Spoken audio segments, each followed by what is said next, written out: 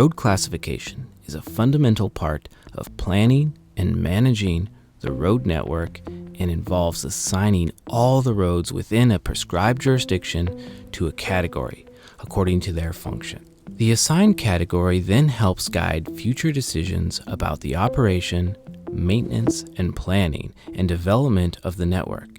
It also helps guide the expectations about level of service that might be experienced by those who will use or interact with the facility. Classification also has an important impact on the actual accessibility or mobility provided by the infrastructure.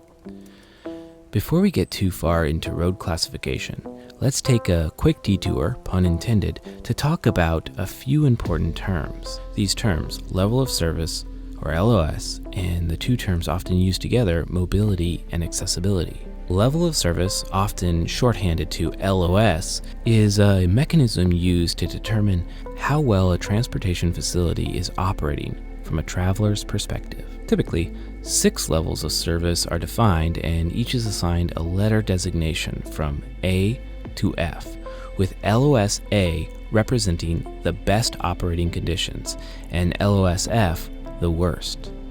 Transportation planning entities will typically try to achieve a level of service standard equal to the following. In a 2-hour PM peak, LOS-E or better for urban centers and corridors, LOS-D or better elsewhere in the remainder of the cities and unincorporated urban growth areas, LOS-C or better in rural areas, that is, outside of urban growth areas. LOS is one of the most commonly used measures of road capacity and function in transportation engineering. However, like many of the other aspects of traditional road design we've discussed, it focuses on traffic flow and convenience from the driver's perspective over many other users' and stakeholders' interests. Take, for example, Queen Street. If this road were being planned based solely on optimizing LOS, the street would have a level of service of F, meaning projects would be prioritized to speed up the road. While the argument could certainly be made that Queen Street could use fewer lanes and fewer cars, it definitely does not meet an LOS of D or higher. From a business, cyclist, or pedestrian perspective, an LOS of F is preferable. Accessibility and mobility are two very common terms in both transportation planning and engineering. They are frequently confused and often misunderstood. Mobility is the movement of people and goods between different sites. When thinking about mobility, you think of questions like, what mode do you take, and how fast is the trip? On the other hand, accessibility is the ability to reach desired destinations, that is, the ability to get to goods or services or different activities. When thinking about accessibility, we often think about where you can go and what's available when you get there, or how much does it cost in terms of the amount of money it costs, the amount of time, and even the distance you have to go. We also think of both these measures at 2 levels. For mobility, from a personal level, how income and socio-demographics affects people's ability to move around. From a land use transportation perspective, how urban form, mode availability, and infrastructure design allow for movement. We can think of accessibility also at the same levels. At the personal level, how much utility is derived from being able to access a variety of opportunities. Utility here is an economics term, which is characterized by the amount of happiness or satisfaction that's derived from consuming something or partaking in something. In this case, how much satisfaction is derived from being able to access certain types of opportunities. From a land use and transportation perspective, accessibility can be thought of as the design of infrastructure and placement of land uses and how it allows easier access to the opportunities that this placement presents. It's not hard to see how emphasis on accessibility or mobility can lead to different infrastructure. These two terms, when associated with roads, represent a trade-off between low-speed multimodal roads that provide opportunities to many, that provide many opportunities to interact with land uses, and high-speed, vehicle-oriented highways that emphasize the maximization of flow from point A to point B. Both accessibility and mobility are important and appropriate in specific contexts, but it is not uncommon for one objective to gain preference in the wrong context.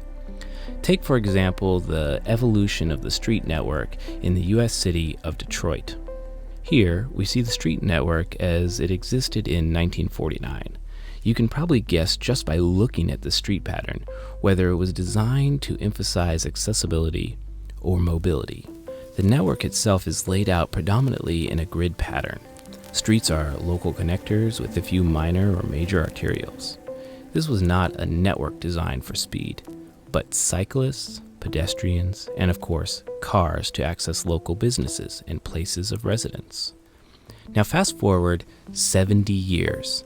The land uses and network are nearly unrecognizable. Let's abstract the network from the satellite image and examine whether the network seems to emphasize accessibility or mobility. The grid pattern has been disrupted, and local roads have been replaced by restricted access highways. The impact of a mobility-oriented planning focus is even more apparent when we compare the two networks side by side. Examining the city's central core and west side, accessibility has all but vanished in favor of moving people quickly through the city in cars. A look at the contemporary city from a bird's eye view gives a better sense of the land use impacts of mobility-based planning. Ask yourself, does this look like a place that is friendly for pedestrians or cyclists to navigate? Let's return to the concept of road hierarchy.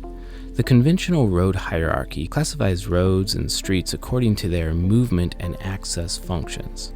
Roads and streets are designated into different groups or classes according to the type of service each group is intended to provide. The hierarchical classification system is regarded as a fundamental tool for urban development and road network design and management.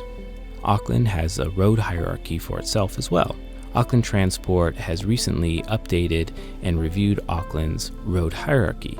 Previously, city and district designations had their own road hierarchy and own definition of the components. This task of reviewing and updating the hierarchy included reviewing the terminology and definitions of the road types, reviewing and updating the primary arterial network, which was previously referred to as regional arterial network, providing a more consistent application of secondary arterials and collectors for both the urban and rural road networks. These classifications that were then broken down into arterials, non-arterials, motorways, collectors or connectors, roads, strategic arterials, local streets, primary arterials, lanes and service lanes, secondary arterials, shared space, and shared zones. This classification system will help Auckland Transport further plan and develop our transportation network for the years to come.